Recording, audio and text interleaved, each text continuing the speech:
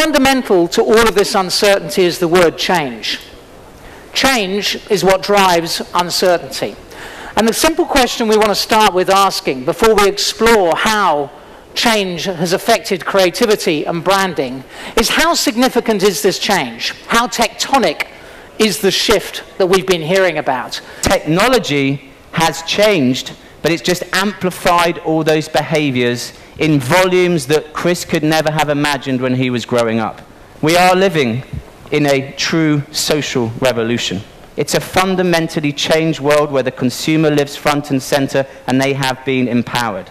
Now, as brands and advertisers, we need to understand what that means and what are the implications for our business. We're living in a truly interconnected world where the consumer is demanding to be front and center and demanding to be part of the conversation. We must, as brands, engage with our consumers.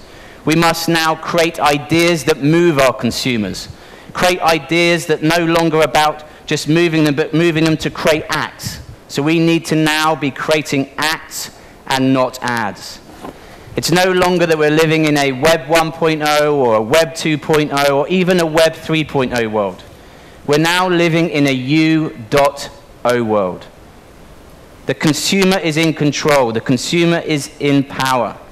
We need to ensure that we are igniting our brands, utilizing that content, and then spreading it out through our advocates, through these people, to engage and drive increased involvement and participation within the campaign.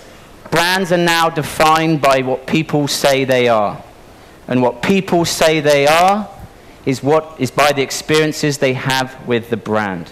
86% of consumers no longer listen to what a brand has to say about itself, whereas 97% of consumers listen to what a consumer has to say about a brand.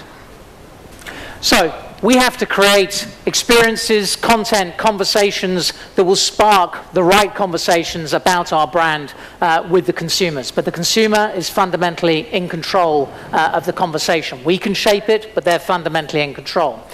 The second implication, and this has been touched on, is the search for purpose and meaning. And we see a lot of this. There is a search for purpose and meaning. It's driven by external factors in part. It's driven by a loss of trust in institutions. It's driven by a concern about our environment, about a need for sustainability. All of those things are driving a need for purpose and meaning in the brands and how we consume brands. When I started in the business, we were fundamentally thinking about the what and the how. What were the features and benefits of our products? How were those features and benefits delivered in terms of advertising and communications? And is one of the factors that is driving the need to make sure that we understand the why of our brand. Because if we're not delivering against the why of our brand, we're missing a trick in terms of how people make decisions, but we're also going to be found out because our brands are going to be increasingly interrogated. McDonald's and Dunkin' Donuts are selling coffee that tastes pretty much the same for $1. But Starbucks can sell the same product for 3 to 4 times that, for $3 to $4. At Starbucks, you're not just buying coffee. You're buying a higher purpose. They define that in Starbucks as that they don't fill bellies, they fill souls. Starbucks is part of every local community. It's about doing good. They're so consumer focused, they've actually launched a platform called My Starbucks Idea that enables you, to the consumer, to engage in the shaping of their business, the decisions they're going to make in the next terms of the next product, how they're going to redevelop and redesign their stores. They're also galvanizing the communities that they are servicing. And they're doing that through what they call giant acts of we. They're engaging their local communities and going out there to do good in the world behind the power and supported by the power of Starbucks. So we've seen control, we've seen the need for meaning and purpose, and what we're also seeing is the meteoric rise in the amount of data that's available. Monado talked about this eloquently this morning.